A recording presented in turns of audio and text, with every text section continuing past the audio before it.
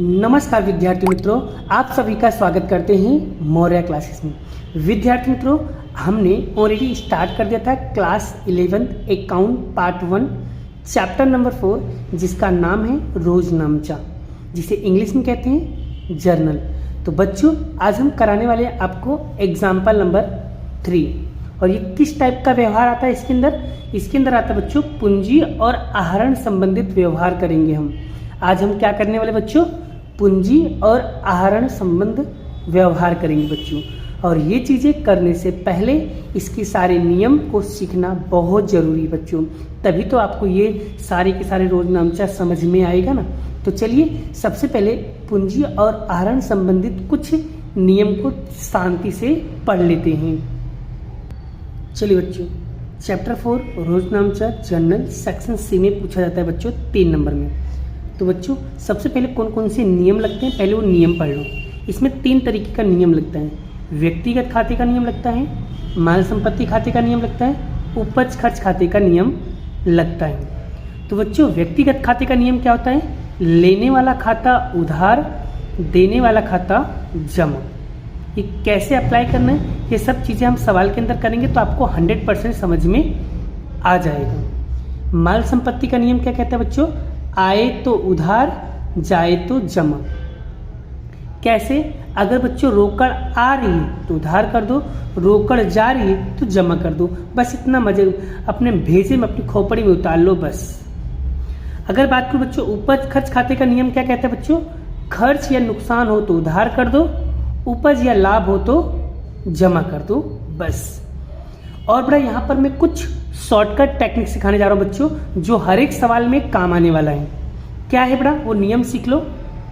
यहाँ पर क्या लिखा है, कोई संपत्ति हो, कोई भी संपत्ति हो, XYZ कोई भी संपत्ति हो तो उसे हम हमेशा क्या करेंगे बच्चों, उधार करेंगे। कोई भी खर्च हो, XYZ कोई भी खर्च हो, सवाल के अंदर खर्च लिखा हो, कोई भी खर्च हो तो उसको हमेशा क्या करना है बच्चों, उधार कर देना है बस। और कुछ ऐसी फिक्स एंट्रियां बच्चों जो आपको काफ़ी हेल्प करेगा सवाल करते समय। सीख लो बच्चों, ये आपके काफ़ी ज़्यादा फायदेमंद है। तो देखो बच्चों, खरीद खाता ऑलवेज उधार होता है, हमेशा माइंड में फिट कर लो, खरीद खाता ऑलवेज उधार होता है। बिक्री खाता हमेशा हमेशा जमा होता है। खरीद माल वापसी खाता हमेशा जमा होता है और बिक्री माल वापसी खाता हमेशा उधार होता है। पूंजी खाता हमेशा जमा होता है। आहरण खाता हमेशा, आहरण खाता क्या होता है बच्चों, आहरण खाता हमेशा उधार होता है। और बच्चों यहाँ पर कुछ मैंने कीवर्ड लिखा हुआ है, लेना। लेना का मतलब होता है बच्चों देनदार, और देनदार हमारी संपत्ति होती है, इसलिए देनदार हमेशा क्या होगा बच्चों, उधार। या तो बच्चों सवाल के अंदर लिखा हुआ है स्टॉक, स्टॉक भी हमारा क्या होता है बच्चों, संपत्ति है, इसलिए हमेशा क्या होगा बच्चों, उधार। आगे देना या देवा मतलब लेनदार होता है, लेनदार हमेशा क्या होता है बच्चों, जमा होता है। अब बच्चों पूंजी है, ये कब ऐसा गिना जाएगा, कब मानेंगे कि भाई वो पूंजी ही कहलाएगा। तो बच्चों जब सवाल के अंदर ऐसा वर्ड लिखा हो, धंधा प्रारंभ किया, या धंधा में लाया, या धंधा में ले जा रहे हैं, तो बच्चों ऐसा जब चीज़ें कुछ लिखा हो, धंधा में प्रारंभ किया, धंधा में लाया, अगर ये धंधा प्रारंभ किया, धंधा में लाया, अगर ऐसे वर्ड दिखे बच्चों तो तुरंत आपको समझ जाना है वो पूंजी में गिना जाएगा। और बच्चों आहरण में कौन कौन से कीवर्ड है जो गिना जाएगा, जब आहरण हम कब मानेंगे, जब सवाल के अंदर आयकर लिखा हो। क्लियर बच्चों, जब सवाल के अंदर निजी उपयोग लिखा हो कि निजी उपयोग के लिए ले जा रहे हैं, जब सवाल के अंदर जीवन बीमा लिखा हो तो आहरण मानेंगे, जब धंधा का मालिक पति पत्नी पुत्र का कॉलेज की फीस, ट्यूशन की fees, bill, light bill, medical की फीस अगर आपको भरता है, चुकाता है, तो बच्चों आपको आहरण गिनना है उस समय। तो आइए बच्चों आपको ये नियम टोटली समझ में आ गया। अगर बच्चों आपने ये वाला नियम अगर अच्छी तरह आपने पढ़ लिया तो गारंटी देता हूँ बच्चों, अब मैं जो आपको रोजनामचा सिखाने जा रहा हूँ वो आपको चैलेंज है, आपको आ ही जाएगा एक ही बार में। तो चलिए उदाहरण नंबर 3 सीखते हैं। चलिए बच्चों उदाहरण नंबर 3 पढ़ते हैं। क्या लिखा है? अजय ने अवध इंटरप्राइज, नाम क्या लिखा है बच्चों? अवध इंटरप्राइज के नाम से धंधा शुरू किया। उनका जुलाई 2014 के व्यवहारों पर रोज नामचा लिखिए। तो बच्चों रोज नामचा बनाने के लिए रोज नामचा का फॉर्मेट पता होना चाहिए। तो रोज नामचा का फॉर्मेट क्या है बच्चों? यहाँ पर देख लीजिए किस तरीके से बनाया हुआ है। तो ये रहा रोज नामचा का फॉर्मेट, देखो आप किस से रेडी किए गए। तारीख, विवरण, खाता पृष्ठ नंबर, उधार, जमा, इतना आपको आता होगा बच्चों तो आप सारे सवालों को अच्छी तरीके से सोल्व कर पाओगे। ठीक है, तो चलिए एक एक करके हम सोल्व करते हैं और सीखेंगे भी। चलिए एक एक चीज़ों को हम डिटेल वाइज समझाएंगे, बस आपको वीडियो में बने रहना है। चलिए बच्चों, तो यहाँ पर मैंने जिन चीज़ों पे ज़्यादा हाईलाइट किया है उस पर आपको ज़्यादा फोकस करना है। ठीक है बच्चों, चलिए तो यहाँ पर क्या लिखा हुआ है बच्चों? 2014 जुलाई 1 तारीख क्या लिखा है? 50,000 रोकड़ लाकर धंधा प्रारंभ किया। तो बच्चों धंधा प्रारंभ किया है तो उसकी जगह पे हम क्या मानेंगे बच्चों? आपको बताया था धंधा प्रारंभ किया तो क्या मानेंगे? पूंजी मानेंगे। और पूंजी हमेशा क्या होता है बच्चों? पूंजी हमेशा जमा होता है। चलिए एक एंट्री तो हमें पता चल गई कि पूंजी को हम जमा कर देंगे। तो उधार किसको करोगे बच्चों? रोकड़ लाकर। रोकड़ आ रही है, आए तो उधार, जाए तो जमा। तो रोकड़ आ रही है, आए तो उधार, तो रोकड़ खाता उधार पूंजी खाते का। तो बच्चों आपके सामने यहाँ पर इसका आंसर देख लीजिए बड़ा किस तरीके से लिखा हुआ है। मैं आपको डिटेल वाइज आपको समझा रहा हूँ। जुलाई 2014 जुलाई 1 क्या लिखा हुआ है? रोकड़ खाता उधार पूंजी खाते का 50,000 50,000। बच्चों जितना रकम आपको उधार में लिखा है उतना ही रकम आपको जमा में भी लिखना है। आई होप बच्चों आपको पहला क्वेश्चन अच्छे से समझ में आ गया। बच्चों अब यहाँ पर विवरण में लिखना है 50,000 रोकड़ लाकर धंधा प्रारंभ किया। अब बच्चों यहाँ पर क्या लिखा है? रोकड़ खाता, यहाँ पर खाता लिखा है और यहाँ पर क्या लिखा है? खाते का।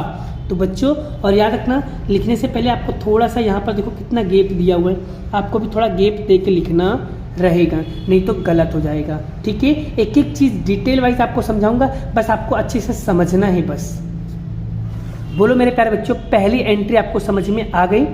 चलिए अब हम दूसरी एंट्री की बात करते हैं बच्चों। तो दूसरा एंट्री क्या लिखा है? क्वेश्चन नंबर 4 क्या लिखा है? 10,000 का माल स्टॉक। बच्चों स्टॉक हमारी संपत्ति होती है और मैंने आपको बताया था बच्चों कोई भी संपत्ति हो हमेशा उधार करना है। मेरे प्यारे बच्चों मैंने क्या कहा? कोई भी संपत्ति हो उसे उधार करना है बस। चलिए 10,000 का माल स्टॉक, फिर 2,000 का फर्नीचर। फर्नीचर भी हमारी क्या है बच्चों? संपत्ति है। 30,000 का देनदार। बच्चों अभी बताया था देनदार भी हमारी संपत्ति है और देनदार हमेशा क्या करते हैं बच्चों? उधार करते हैं। और आगे धंधा में लाया। बच्चों धंधा में लाया तो क्या लिखेंगे? पूंजी। और पूंजी हमेशा क्या होता है बच्चों? जमा होता है। ठीक है, चलिए तो पहला रोज नामचा कैसे बनेगा? माल स्टॉक खाता उधार, फर्नीचर खाता उधार, देनदार खाता उधार, जमा किसको करोगे बच्चों? धंधा में लाया मतलब पूंजी खाते का। रोज बच्चों माल स्टॉक में लिखोगे 10,000, फर्नीचर में लिखोगे 2,000, देनदार में लिखोगे 30,000 और पूंजी में क्या लिखोगे बच्चों? इन तीनों को प्लस करके लिख दो पूंजी में। ठीक है, चलिए कैसे लिखा हुआ है मैं आपको दिखाता हूँ बड़ा इसका आंसर। तो यहाँ पर ध्यान से सीखना बच्चों। क्या लिखा है? माल स्टॉक खाता उधार, फर्नीचर खाता उधार, देनदार खाता उधार, पूंजी खाते का। तो माल स्टॉक में लिखा है 10,000, फर्नीचर में लिखा है 2,000 और देनदार में लिखा है 30,000। तो तीनों को जब प्लस करोगे बच्चों कितना आएगा? 42,000। मतलब मैंने बताया ना जितना उधार में लिखोगे उतना ही आपको जमा में लिखना है। और विवरण ना समझ में आए तो क्वेश्चन पूरी कॉपी कर दो, आपका विवरण तैयार हो जाएगा। बोलो बच्चों समझ में आ गया यहाँ तक? दूसरी एंट्री, 2 एंट्री हमारी पक्की हो गई। अब आते बच्चों तीसरी एंट्री। तीसरी एंट्री पढ़ते हैं अच्छे से हम। चलिए 10वें नंबर का क्या लिखा है? 20,000 की बाइक 15,000 में बेच करके 10,000 रुपया धंधा में लाया। बच्चों ये वाला काफ़ी ज़्यादा इम्पोर्टेंट है और मेरी तरफ से IMP भी है। तो बच्चों इसको कैसे सॉल्व करेंगे ध्यान से सीखो। बच्चों आपने 20,000 की बाइक थी अपने पास और 15,000 में हमने उसको बेच दिया और आपने बिजनेस में लाया कितना? आपने धंधा में लाया कितना? 10,000। तो सिर्फ और सिर्फ बच्चों 10,000 की एंट्री होगी बस। क्योंकि आपने जितना धंधे में लाया ना सिर्फ उसकी एंट्री होगी। ये सब फालतू वर्ड है, इसको ध्यान में लेना नहीं। आपने बिजनेस में लाया कितना, धंधा में लाया कितना है, वो इसकी एंट्री होगी। धंधा में सिर्फ 10,000 आया तो सिर्फ 10,000 की एंट्री होगी। तो भाई इसका रोजनामचा क्या होगा? भाई धंधा में ला रहे हो तो रोकड़ ला रहे हो ना, तो रोकड़ आ रही है, तो रोकड़ आए तो क्या करेंगे बच्चों? उधार। और जमा किसको करोगी? धंधा में, मतलब पूंजी खाता। रोकड़ खाता उधार पूंजी खाते का कितना?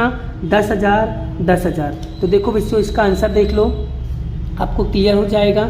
चलिए बच्चों इसका आंसर 10वें नंबर का एंट्री क्या लिखा है? रोकड़ खाता उधार पूंजी खाते का 10,000 10,000। विवरण लिखना तो आपको आता ही है बच्चों, तो विवरण आपको ऐसे ही लिख देना है। चलिए आगे बढ़ते चलो नेक्स्ट एंट्री। सब चीज़ें डिटेल में समझाऊंगा बच्चों, आपको सिर्फ समझ में आना चाहिए बस। मेरा मेन मोटिव क्या है बच्चों? आपको समझ में आना चाहिए बस। चलिए 14वें नंबर का एंट्री बच्चों, 14वें नंबर के एंट्री में क्या लिखा है? 6,000 का निजी लेना। बच्चों लेना, बच्चों लेना का मतलब क्या होता है बच्चों? देनदार। लेना मतलब क्या होता है बच्चों? देनदार। देनदार मतलब क्या है? उधार होता है बेटा। देनदार, लेना मतलब क्या होता है? देनदार। देनदार हमेशा क्या होता है बच्चों? उधार। आगे तो बच्चों यहाँ पर मैं इसको हाईलाइट कर दे रहा हूँ जिससे आपको आइडिया आ जाएगा। चलिए फिर 4,000 रुपया देवा। देवा मतलब क्या होता है बच्चों? लेनदार। देवा मतलब क्या होता है? लेनदार। लेनदार हमेशा क्या होता है बच्चों? जमा। आगे धंधा में लाया, पूंजी भी क्या होगा बच्चों? जमा। तो इसका रोजनामचा क्या होगा बच्चों? तो इसका रोजनामचा होगा देनदार खाता उधार लेनदार खाते का पूंजी खाते का। तो बच्चों लेना मतलब देनदार। देनदार खाते कितना करेंगे? उधार। और देना कितना करेंगे? 4,000 रुपया। तो देखो इसकी एंट्री कैसे लिखेंगे बच्चों? ध्यान से सीख लेना बच्चों। चलिए तो इसकी रोजनामचा बच्चों यहाँ पर लिखा है देनदार खाता उधार लेनदार खाते का पूंजी खाते का। तो लेनदार देनदार में आपको लिखा है 6,000 और लेनदार में 4,000। और बच्चों कितना बचा? हम क्या करेंगे? 6,000 में से 4,000 माइनस करेंगे बच्चों, कितना बचेगा? 2,000। तो 2,000 किस में लिख देंगे? पूंजी खाता में लिख देंगे, क्योंकि हमें उधार और जमा दोनों क्या करना है बच्चों? बराबर करना है, इसलिए। बोलो यहाँ तक क्लियर हो गया बच्चों? चलिए आगे की रोजनामचा हम पढ़ते हैं और ध्यान से सीखते हैं। चलिए मेरे प्यारे बच्चों अब आते हैं 16वां नंबर का एंट्री क्या लिखा हुआ है। तो 16 नंबर की एंट्री में हम ध्यान से सीखेंगे बच्चों, सब चीज़ें डिटेल में समझेंगे तो हमको समझ में आ जाएगा। 500 रुपया आयकर चुकाई। बच्चों कौन सा वर्ड आया? आयकर। और बच्चों आयकर मतलब आहरण गिना जाएगा। आयकर मतलब क्या होता है बच्चों? आहरण। आगे अब हम समझाते हैं, ध्यान से समझो बच्चों। आयकर मतलब होता है आहरण किए, और आहरण हमेशा क्या होता है बच्चों? आहरण हमेशा उधार होता है। चलिए और चुकाए वर्ड आया बच्चों, क्या है? चुकाए। तो बच्चों जब कोई भी आयकर चुकाओगे तो पैसा आएगा कि जाएगा? पैसा सर जाएगा, तो जाए तो जमा। तो यहाँ पर क्या होगा? आयकर है। आयकर मतलब आहरण। आहरण हमेशा उधार होता है, तो आहरण खाता उधार रोकड़ खाते का कितना बच्चों? 500 500। चलिए इसका आंसर देखिए 16 नंबर का बच्चों। यहाँ पर देखो, यहाँ पर लिखा हुआ है 16 नंबर में क्या लिखा हुआ है? आहरण खाता उधार रोकड़ खाते का 500 500। ये आहरण कैसे आया बच्चों? पता चल गया। आहरण को हम क्या बोलते हैं? आयकर। आयकर गिना जाएगा, ठीक है। चलिए आगे बात करते बच्चों 20वें नंबर की एंट्री क्या लिखा हुआ है बच्चों? 1,000 रुपये का निजी उपयोग के लिए धंधा में से ले गए। अब बच्चों यहाँ पर कौन सा वर्ड आया? निजी उपयोग। निजी उपयोग बच्चों अभी मैंने आपको समझाया था, निजी उपयोग मतलब आहरण गिना जाएगा, और आहरण हमेशा क्या होता है बच्चों? उधार। तो आहरण खाता उधार, और बच्चों रोकड़ ले जा रहे हो, रोकड़ जा रही है तो जाए तो जमा। तो आहरण खाता उधार रोकड़ खाते का 1,000 1,000। तो देखो बच्चों 20वें नंबर की एंट्री यहाँ पर देख लो, आहरण खाता उधार रोकड़ खाते का 1,000 1,000। बच्चों आई होप आपको ये टॉपिक अच्छी तरीके से क्लियर हो रहा है। चलिए आगे बात करते हैं नेक्स्ट एंट्री की ओर। क्या लिखा है? 22वें नंबर की एंट्री क्या लिखा है बच्चों? यहाँ पर ध्यान से सीखो। 200 रुपये का जीवन बीमा प्रीमियम धंधा में से ले गया। अब बच्चों यहाँ पर कौन सा बड़ा है? जीवन बीमा।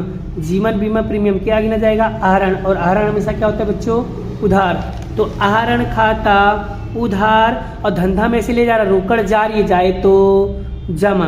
तो आहरण खाता उधार रोकड़ खाते का। चलिए बड़ा कौन से नंबर का है? 22वें नंबर का। चलिए 22वें नंबर का यहाँ पर आंसर देखते बच्चों, क्या लिखा हुआ है?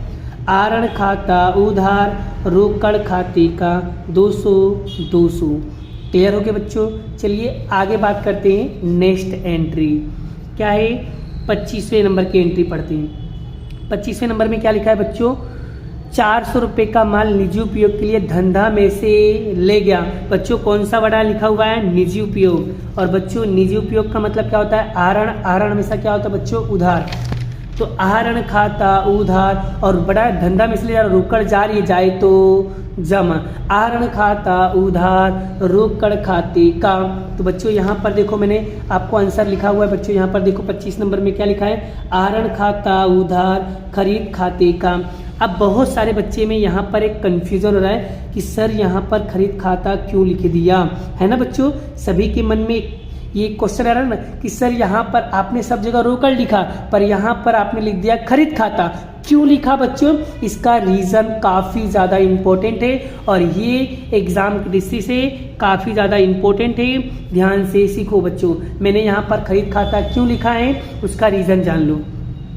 तो बच्चों रीज़न ये है बच्चों, तो यहाँ पर क्या लिखा हुआ है बच्चों? माल और धंधा में से ले जा रही हूँ। बच्चों माल ले जा रही हूँ मतलब खरीद कर ले जा रही हूँ। तो बच्चों यहाँ पर निजी उपयोग के लिए अगर माल ले जाते हो तो हमेशा आपको क्या लिखना है बच्चों? खरीद खाता लिखना है। कब? जब कोई माल जा रहा हो तो आपको खरीद खाता लिखा जाता है। आई होप आपको बता इसका रीज़न पता चल गया। तो क्या आएगा रोज नाम? आहरण खाता उधार खरीद खाते का। कितना है बच्चों? 400। यहाँ पर 400 लिख दिया बेटा। आगे लास्ट एंड फाइनल एंट्री बच्चों 31 नंबर में क्या लिखा हुआ है बच्चों? ध्यान से सीखते हैं। पुत्र की कॉलेज की फीस ट्यूशन फीस 500 रुपया धंधा में से चुकाई। बच्चों अपने निजी उपयोग के लिए यूज कर रहे हैं, इसलिए बच्चों यहाँ पर बच्चों क्या लिखा है? मालिक का पति पुत्र पत्नी और फीस या फिल या कोई मेडिकल फीस या कोई ट्यूशन का फीस या कोई निजी उपयोग के लिए अगर खर्चा करते हो बच्चों तो क्या गिना जाएगा? आहरण। और आहरण हमेशा क्या होता है बच्चों? उधार। तो यहाँ लिखेंगे आहरण खाता उधार रोकड़ खाते का। तो देखो बच्चों यहाँ पर लिखा हुआ है, ध्यान से सीखो। आहरण खाता उधार रोकड़ खाते का 500 विवरण आपको लिख लेना बच्चों। फिर उसके बाद बच्चों आपको करना क्या है? तो ये जो रोज नामचा लिखा है उधार का टोटल और जमा का टोटल जब मारोगे बच्चों दोनों का टोटल समान ही आएगा। और बच्चों अगर उत्तर दोनों समान आ जाए तो समझ जाना बच्चों हमारा उत्तर क्या है? वैसे बिल्कुल राइट है। आइए बच्चों आपको टोटल मारना आ गया। और बच्चों टोटल मारते समय एक बात का ध्यान रखना बच्चों, यहाँ पर नीचे एक लाइन आपको खींचना है ऐसे, ठीक है बच्चों? जब टोटल मारना तो आपको ऐसे एक लाइन खींच देना। इससे क्या होता है बच्चों? आपके 1 मार्क्स बच जाते हैं क्योंकि ये लीटी खींचने का भी 1 नंबर होता है। तो इस बात का ध्यान रखना बच्चों। मैं डिटेल में आपको सब चीज़ें सिखा दिया हूँ और बच्चों अगर इस तरीके से अगर आप प्रैक्टिस करोगे तो 100% बच्चों आपका रिजल्ट आएगा। चलिए बच्चों मैं आपको कुछ होमवर्क दे रहा हूँ, उसे आप होमवर्क को अच्छी तरीके से प्रैक्टिस करना। तो चलिए बच्चों लेते हैं स्वाध्याय का क्वेश्चन नंबर देखते हैं। यहाँ पर देखो बच्चों ये रहा पूंजी और आहरण वाला रोज नामचा। तो आपको ये वाला बड़ा क्वेश्चन उदाहरण नंबर स्वाध्याय का 6ठा क्वेश्चन करना है। स्वाध्याय का 6ठा क्वेश्चन आपको करना रहेगा। उसी तरीके से आइए बच्चों मैं उम्मीद करता हूँ कि आपको ये क्वेश्चन अच्छी तरीके से आ जाएगा। कर लोगे ना बच्चों? अगर जहाँ पर अटकोगे मुझे बताना बच्चों, मैं सॉल्व करके आपको बता दूंगा। या कहीं डाउटफुल लगे बच्चों तो इसका उत्तर पीछे दिया हुआ टेक्स्ट बुक के पीछे आप वहाँ से थोड़ा सा हेल्प ले लेना। लेकिन बच्चों ज़्यादा मत देखना क्योंकि आपको प्रैक्टिस करना है, क्योंकि बिना प्रैक्टिस से आपको सवाल नहीं आएगा। इसलिए बच्चों सवालों को बारंबार क्या करना है बच्चों? प्रैक्टिस करना है। जैसे कि ये पहला क्वेश्चन बच्चों ये वाला एग्जाम में कई बार पूछा जाता है इस टाइप का, तो इस टाइप का एक क्वेश्चन आपको 100% आना चाहिए। जैसे ये 20 नंबर 1 का बच्चों ये भी आपको कई बार एग्जाम में पूछा जाता है। एक ये वाला क्वेश्चन भी कई बार एग्जाम में पूछा जाता है, एक ये भी कई बार एग्जाम में पूछा गया है बच्चों। तो ये सब चीज़ें आपको आना चाहिए बच्चों क्योंकि काफ़ी ज़्यादा इम्पोर्टेंट है। तो बच्चों आई होप उम्मीद करता हूँ बच्चों आपको ये क्वेश्चन उदाहरण नंबर फिर स्वाध्याय का 6ठा क्वेश्चन आप लोग खुद से प्रैक्टिस करोगे। बोलो बच्चों अगर प्रैक्टिस करते हो तो बच्चों मैं उम्मीद करता हूँ कि आपको सारे क्वेश्चन अच्छे तरीके से समझ में आ गया होगा। बच्चों जो भी नियम, जो भी रूल्स मैं आपको सिखाऊं बच्चों, उस रूल्स को ज़्यादा इम्पोर्टेंस देना है और अच्छी तरीके से आपको पढ़ना है। ठीक है बच्चों, चलिए मिलते हैं नेक्स्ट वीडियो में नेक्स्ट लेक्चर के साथ। अभी के लिए बाय बाय। जय श्री कृष्ण, राधे कृष्ण की जय, जय माता दी दोस्तों।